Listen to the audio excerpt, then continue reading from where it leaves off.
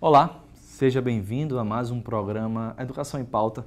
No programa de hoje eu entrevisto a professora Maria Bernadette Souza, professora titular do Instituto do Cérebro da Universidade Federal do Rio Grande do Norte, que vem conversar com a gente sobre a sexta semana do Cérebro da Universidade Federal do Rio Grande do Norte, que acontece entre os dias 13 e 17 na próxima semana.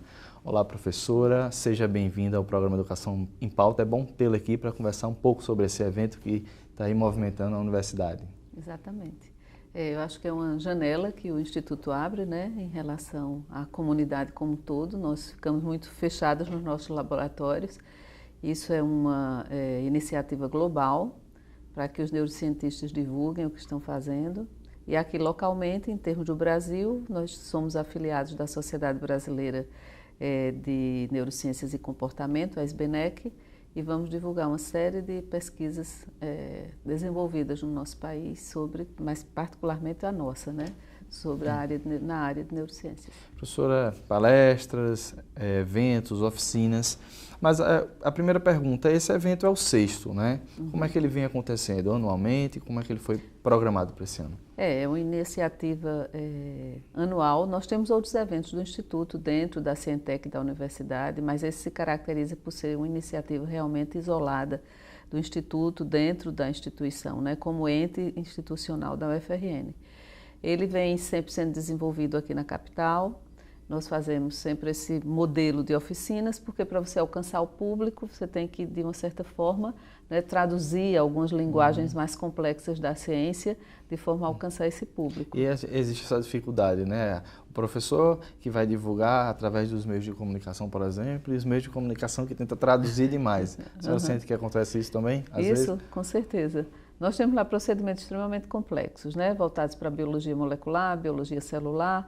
Quando é a parte da neurociência de sistemas, não, porque é o estudo comportamental, as influências de drogas no cérebro.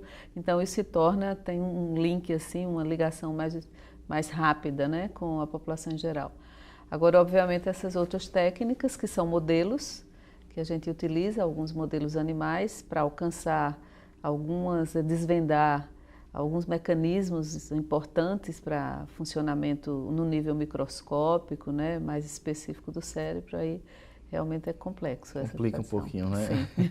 Aí fica mais para, quem sabe, as revistas científicas, que aí a gente tem um tempinho maior, né, para escrever e traduzir essa pesquisa, né, professor? E às vezes a gente realmente consegue fazer modelos simples, né? Por exemplo, nós vamos ter uma oficina sobre os órgãos dos sentidos, e nós temos grandes especialistas em visão no nosso instituto.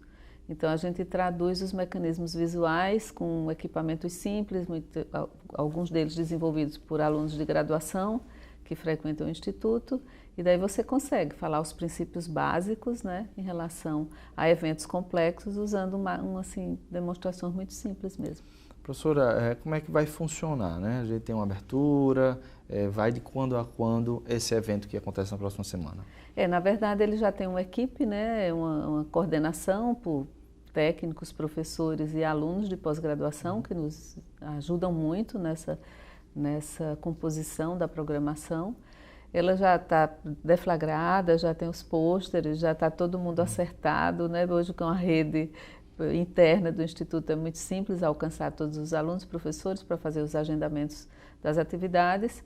E ela se inicia na segunda-feira, dia 13, né, com uma oficina fora de Natal, que vai ser em Lagoa das Pedras, o município de Lagoa das Pedras, onde nós vamos apresentar 5 oficinas sobre a parte da neurociência sensorial, dos órgãos dos sentidos.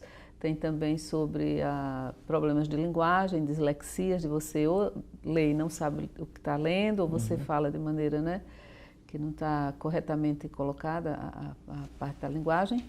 E temos ainda sobre drogas, o efeito das drogas no cérebro, drogas lícitas e ilícitas. Então, dando assim uma configuração bem abrangente que possa alcançar diferentes públicos dessa cidade. Como foi planejada essa abrangência, né? Porque normalmente os eventos da universidade acontecem muito internos, dentro da própria universidade, né? E esse vai acontecer em outros locais também. Como foi essa organização? Olha, essa organização é justamente isso, porque você quer divulgar. Tudo bem que a gente faz muita divulgação no ambiente interno da universidade, mas o mais adequado, que tem um alcance maior, Porque muitas vezes tem restrições, o pessoal da Lagoa de Pedras não viria aqui ao Instituto, né? E como nós somos uma equipe, podemos ir uma amostragem do que a gente faz aqui, levar para lá, fica bem mais simples e efetivo do ponto de vista da divulgação. É uma crítica que eu sempre faço, até como pesquisadora, os muros da universidade, eles ainda eu considero um pouco de médios a muito altos, né? Do ponto de vista da acessibilidade da população, o que a gente faz. E a gente tem esse compromisso e o Instituto está indo nessa linha, né? De justamente levar essa comunicação da neurociência, porque é uma ciência complexa. O nome da nossa programação desse ano é Cérebros Estudando Cérebros. Dada a complexidade, a gente até pensa assim, o alcance, poxa, os nossos cérebros vão entender o nosso próprio cérebro, né? Então esse trocadilho deixa essa situação meio de conflito. Será que vamos ter a inteligência? Até que ponto vamos alcançar? Pois é, alcançar, entender essa complexidade, mas é justo com esse objetivo, de ir a campo, de mostrar o que a gente está fazendo. A gente sabe que a gente não está aqui na universidade só para fazer pesquisa científica, estamos sim muito comprometidos. Mas esse outro lado de ir ao público, explicar, né? Isso é um ganho para a sociedade, porque até ela pode nos procurar para demandar uma questão específica que a gente pode desenvolver lá, e às vezes, como não tem essa comunicação, a gente também não detecta exatamente o que a população está precisando, está buscando. E esse caminho, eu acho que é de mão dupla, é muito válido. Construído junto, né? Construído juntos. Tessitura. Professora, a gente sabe que não é um número exato, mas costumamos sempre querer saber, né? Quantos professores, quantos alunos, não precisa ser um número exato, como eu disse, mas cerca de quantos professores estão dentro dessa pesquisa, desse evento? Olha, no Instituto nós temos hoje 17 professores, né? Efetivos, contratados. Posso estar errando por um ou por outro, porque tem um concursado que ainda não foi nomeado, né? Está para sair a nomeação, mas é entre 16 e 18 professores que nós temos lá. E temos alunos de graduação, de pós-graduação e temos alunos de pós-doutorado. Nós somos um centro que ele é muito internacionalizado, porque tem muitos alunos de fora, de outros países, né? E daí nós temos vários pesquisadores, alguns estrangeiros desse quadro nosso. Eles mantêm as suas colaborações com os laboratórios externos. Muitos dos brasileiros também que estão aqui mantêm colaborações com os laboratórios onde eles se formaram em pós-doutorado, doutorado. Enfim, a gente tem um fluxo também internacional muito presente e muito intenso. Faz parte de um evento internacional também, né? Isso aqui é o braço, digamos assim, do evento internacional. Então, cabe a nós, enquanto neurocientistas, estarmos integrados a essa ação global de divulgação da neurociência. Quando a gente fala em neurociência, pode ser que alguém em casa agora... O que é neurociência, né? A gente está falando de um evento do cérebro, tem essa ligação. E até falamos da dificuldade de traduzir isso. Mas se a gente pudesse dizer para quem está em casa, a neurociência estuda isso. De maneira um pouco mais objetiva, seria o quê, professora? Não, na verdade, a neurociência estuda os fenômenos, né, que acontecem no cérebro, desde o nível molecular, o nível ultramicroscópico, que são as proteínas, os elementos que compõem a célula até, né, como eles se organizam, aí depois no nível celular, depois vem o nível sistema, depois vem o nível comportamental, o nível cognitivo, a linguagem, a atenção, enfim, estuda todos esses fenômenos biológicos ligados ao cérebro.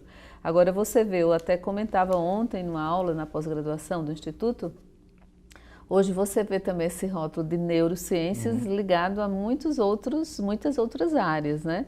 A neuroeconomia, você tem a neuropedagogia, a neuropsicologia. Então, envolve uma série de interações também, porque é uma ciência que, para ela própria avançar e ela ter hoje, vamos dizer assim, a abrangência e o conhecimento que ela gera mensalmente, semanalmente, a gente tem uma série de publicações bastante importantes que elucidam pontos, né, que depois essa costura vai ter que ser dada para alcançar descobertas mais significativas do ponto de vista do retorno à população, mas a gente tem, é uma ciência por princípio, é multidisciplinar. Multidisciplinar. Isso. Mas que tipo de formações iniciais, então, tem, por exemplo, no Instituto do Cérebro? A senhora é médica, não é isso? Sim. Professora, que outros personagens acadêmicos, pesquisadores e alunos estão dentro dessas pesquisas?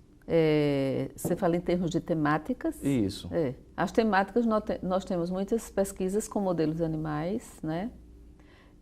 Onde a gente investiga, obviamente, mecanismos celulares, moleculares, que não dá para se usar modelos humanos, mas temos atuações na depressão. Temos um professor que trabalha com o seu laboratório no UOL, investigando novas medicações, novas intervenções, na verdade, novas drogas, substâncias que possam atuar nos quadros depressivos. Nós sabemos que a depressão é um mal, assim, desse século, né? Agora passa a acometer pessoas bem mais jovens, adolescentes, na idade adulta, e ele já tem uma prevalência maior no adulto mais maduro, né, indo para o idoso também, né? Ou seja, a depressão ela incide em todas essas faixas etárias. Então, a gente tem esse colega investigando lá no UOL a depressão em grupos jovens, digamos assim, né, em adultos jovens. Eu, particularmente, eu trabalho com transtorno de estresse pós-traumático. Nós recrutamos pessoas, estamos agora fazendo um estudo só com homens, por enquanto. Apesar da prevalência do estresse pós-traumático ser maior nas mulheres, nós começamos pelos homens, porque as mulheres, como tem o ciclo menstrual, isso atrapalha se a gente está fazendo uma abordagem com muita, cientificamente muito controlada, porque os hormônios alteram a responsividade do nosso sistema nervoso, né? Então, eu trabalho também no UOL, com a equipe lá da psiquiatria, tenho colegas da psiquiatria e colegas também da psicologia que trabalham conosco. Os alunos vêm de diversas formações, psicólogos, biomédicos, biólogos, engenheiros, porque nós temos também a área lá computacional, da neurociência computacional. Temos alguns colegas que trabalham com a parte que a gente chama de eletrofisiologia, que vai ter uma oficina, inclusive, sobre ondas, porque quando a gente fala, o cérebro da gente, na sua própria funcionalidade, ele gera padrões. Esses padrões são ondas, né? E essas ondas, dependendo da amplitude e da frequência no espectro de tempo, elas são categorizadas como ondas alfa, beta, que estão presentes quando a gente faz, por exemplo, um eletroencefalograma. Você vai fazer um eletroencefalograma, você lê a funcionalidade do seu cérebro a partir dessas ondas. Então, nós temos colegas que trabalham com eletroencefalografia em seres humanos, estudando sono. Eu também tenho uma pesquisa hoje onde eu uso a eletroencefalografia para estudar a meditação. Tem um tipo de meditação que é o mindfulness, que é uma meditação que ela tem como... Vai ter uma oficina também sobre? Vai ter uma palestra sobre mindfulness com uma aluna minha de doutorado, porque está demonstrado que a meditação, ela altera, inclusive, vamos dizer assim, marcadores biológicos, a frequência cardíaca, as ondas cerebrais, níveis hormonais se alteram a partir de uma meditação breve, não precisa ser meditar a vida inteira. Fazendo 2 ou 3 meditações, você já tem um impacto resultado, positivo. Né? Professora, então a gente fez um panorama e vou precisar fazer um breve intervalo, mas no segundo bloco a gente vai entender como essa diversidade de estudos também é dividida nas oficinas e palestras deste evento. E você de casa não saia daí, a gente volta já já com o segundo bloco do Educação em Pauta. Até lá!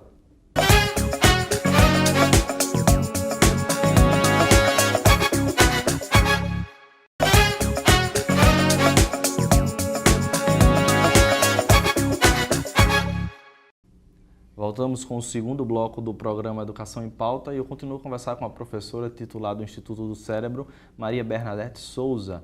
Ela vem falar sobre a 6ª Semana do Cérebro, que vai acontecer entre os dias 13 e 17 na UFRN. Professora, no bloco passado a gente estava conversando sobre essa diversidade, né? E isso é importante porque quando a gente produz o Educação em Pauta, a gente sempre pensa quem está em casa, né? O tempo, às vezes, acha que é longo, mas é curto para tanto trabalho. Então, mediante essa diversidade de pesquisas, como foi sistematizado, então, as oficinas para este evento?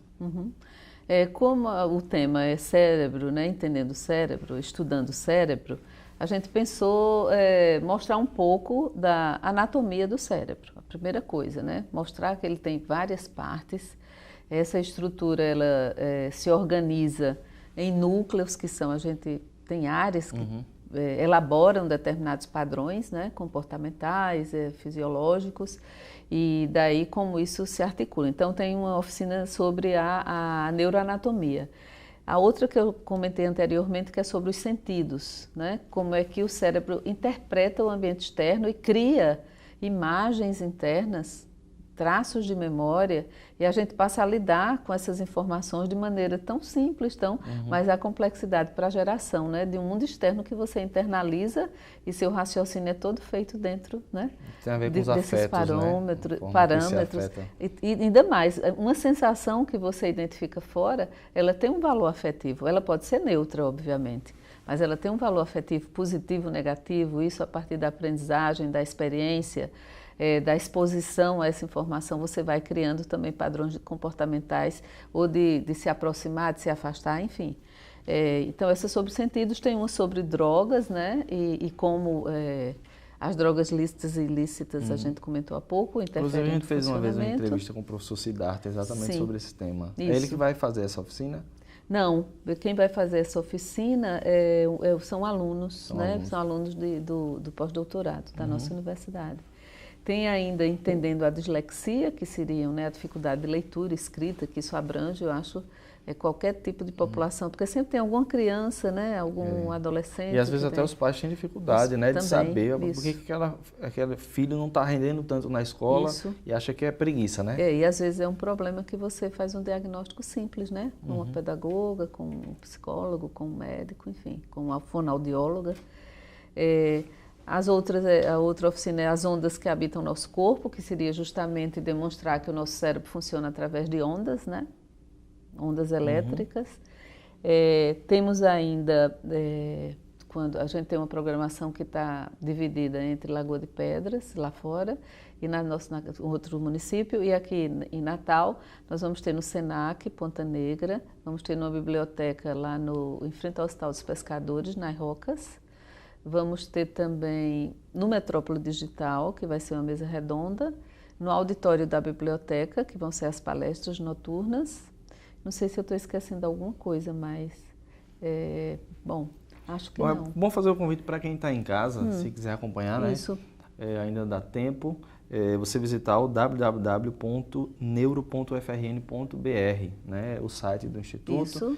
E aí você pode acompanhar, ou então via redes sociais. Facebook tem uma página oficial sobre o evento. Isso. Professora, além das oficinas, a gente tem um número de palestras aqui muito interessante, né? Isso. E aí espero que possa render até outras entrevistas no nosso programa. Queria que a senhora pudesse falar um pouco sobre como foi dividida essas palestras desse evento.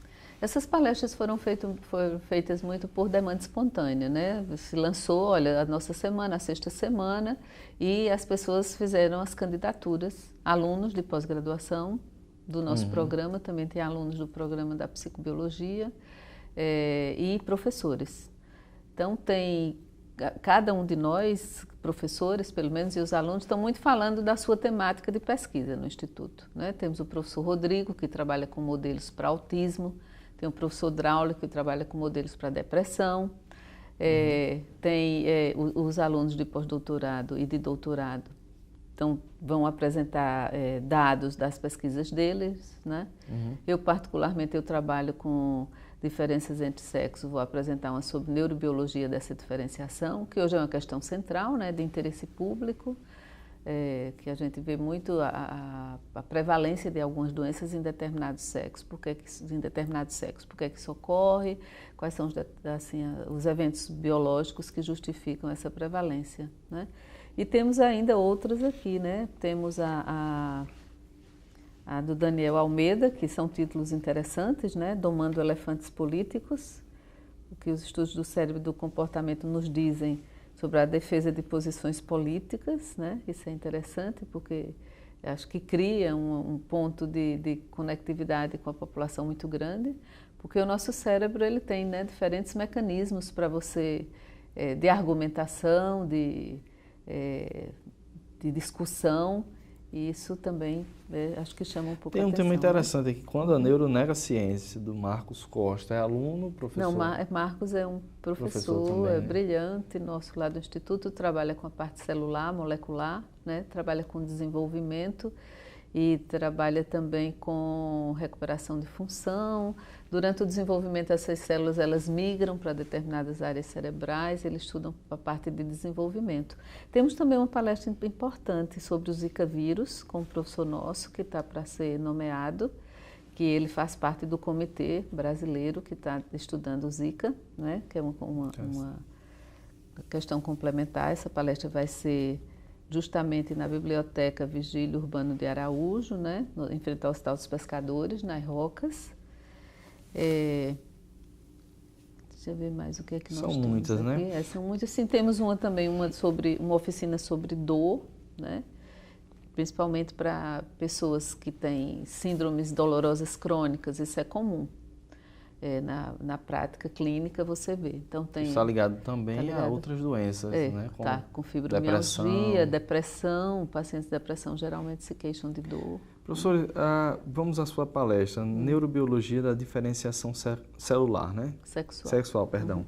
Neurobiologia da Diferenciação Sexual.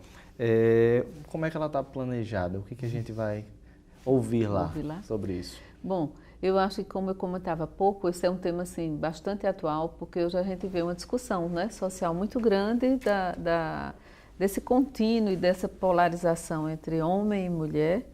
E você tem vários fenótipos, ou seja, expressões de comportamento que não necessariamente combinam com o homem mesmo e com a mulher. Temos que a gente chama de fenótipos intermediários, né? Isso tem a ver com aquela... da transexualidade, tem. E aí a questão do sexo, orientação... Isso.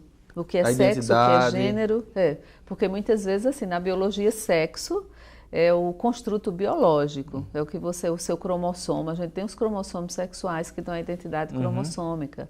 Tem o sexo do aparelho genital reprodutor que dá o sexo biológico. Mas você tem ainda a sua identidade de gênero, que muitas vezes não está acoplada ao sexo biológico. E aí vem justamente a questão de você entender, primeiro, por que isso acontece. Nós temos algumas evidências hoje na literatura, a partir de modelos, feitos também experimentais, que mostram, tipo assim, a base biológica, celular e molecular dessas diferenças, né? Porque a gente tem o padrão masculino na compleição física, o feminino também, mas a gente tem que ter o sentimento, né? Emotivamente eu tenho que me identificar com o sexo, e muitas vezes isso não bate. As pesquisas então são da ordem da identidade, gênero e da ordem sexual, não da orientação. Fala um pouco também sobre a orientação. Também? Porque a orientação seria o desejo específico, né?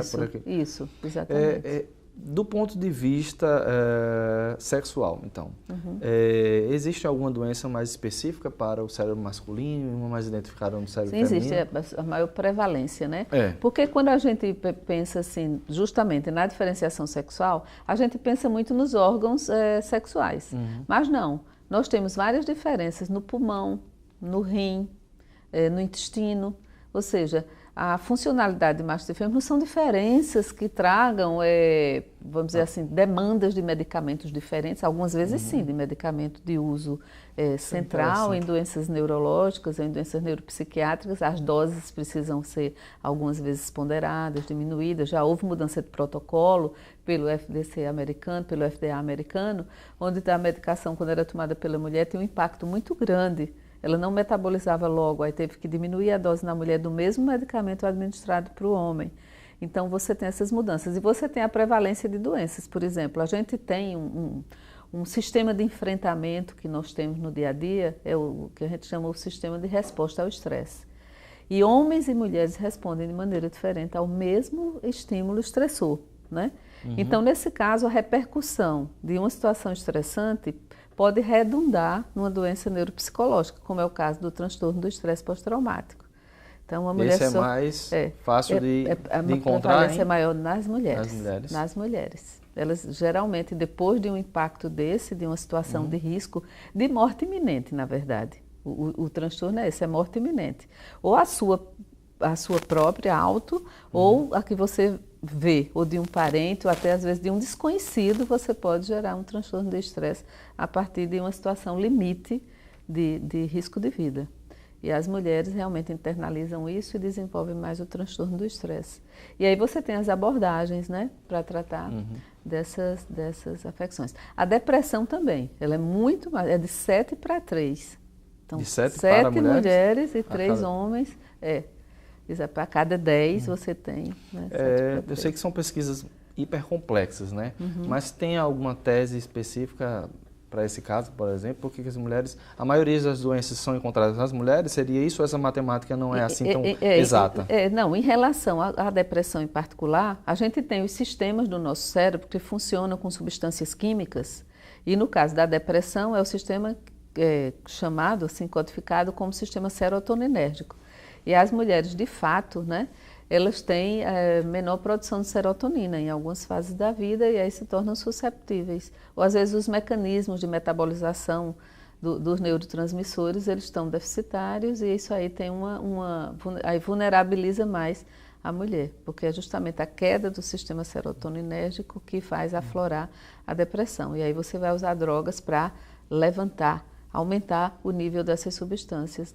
Às vezes a gente, o senso comum acha que essa questão do sexo é só genitália, orientação, mas não é. E dizem que o cérebro é diferente, né? Mas tem muito mais a ver, né? Essa questão é bastante interessante, até a questão de dosagem e medicamentos diferentes. O autismo já é mais para homens, né? Já incide mais em meninos do que em meninas, enfim. Tem uma proporção? De autismo eu não lembro agora, mas tem sim, também, né? Tem sim. Professora, infelizmente o nosso programa está terminando, mas acho que também a gente poderia explorar tudo da palestra, né? Sim, acho que vamos a fundo. Até para o convite para você que está em casa poder assistir a palestra da professora. Quando é que vai acontecer? Na próxima semana? Do dias 15, 16 e 17 à noite. Começa às 19 horas, vai até por volta das 21h30. São 3 palestras encadeadas, né? No caso da minha especificamente, eu vou dar na quinta-feira, mas temos programação nos 3 dias, na quarta, quinta e sexta, na Biblioteca Zila Mamed. Muito obrigado pela entrevista, professora. Eu agradeço. E você de casa, muito obrigado pela sua audiência. Infelizmente o nosso programa termina aqui, mas você pode acompanhar este tema no nosso YouTube ou outros voltados para a educação também, a cada sábado, 10 horas da manhã, aqui na TV Câmara. E a gente se vê na próxima semana com mais um programa. Até lá, tchau, tchau.